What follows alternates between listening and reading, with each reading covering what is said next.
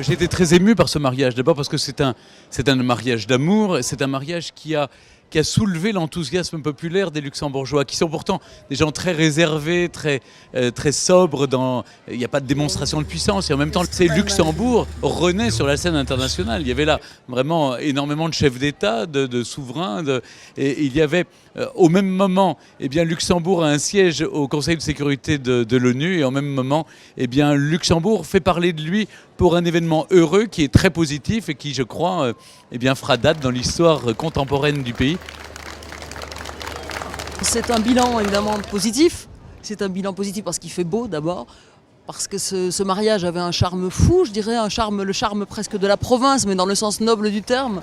Il avait un côté feutré, familial, et on a retrouvé dans la façon dont s'est déroulée la fête, l'ensemble de la cérémonie, on a retrouvé cette simplicité propre au pays, mais également cette fierté. Moi, Stéphanie, alors elle m'a fait évidemment une très bonne impression aussi. J'ai trouvé qu'elle avait la voix posée, la voix un peu grave même lors de ses interviews précédentes. Ça s'est affirmé ici lorsqu'elle parlait à la population l'après-midi, après le passage à l'hôtel de ville. Je pense qu'elle a beaucoup plus d'aplomb qu'on ne l'imagine ou qu'on ne l'a imaginé en tous les cas dans la presse avant. On la voyait un peu la jeune fille timide d'un autre temps, etc. Alors je trouve que en effet, elle a ce côté un peu d'un autre temps, on pourrait être plus exact, intemporel, en ce qu'elle a un physique à la fois classique et un petit peu moyenâgeux dans les traits, qui est tout à fait charmant avec sa longue chevelure de princesse et ses traits racés.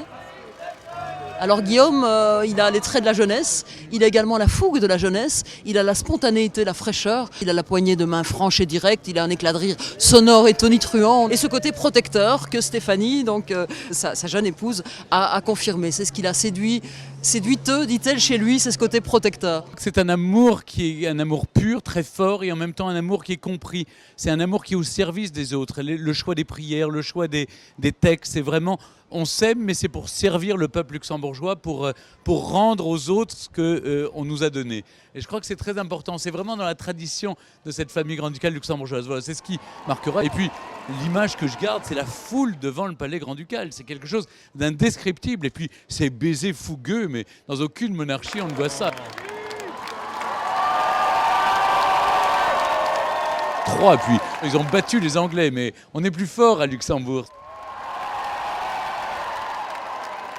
Alors, si je devais retenir une image, je dirais le moment où le visage de Stéphanie Delannoy s'est littéralement refermé lorsqu'on a évoqué la disparition tragique et brutale de sa mère qui n'avait que 70 ans environ il y a quelques mois. Et c'est vrai qu'on a vu vraiment que durant la cérémonie, elle a eu la peine à retenir ses larmes. Et là, ça contredit un petit peu cette image de grande assurance qu'elle avait donnée.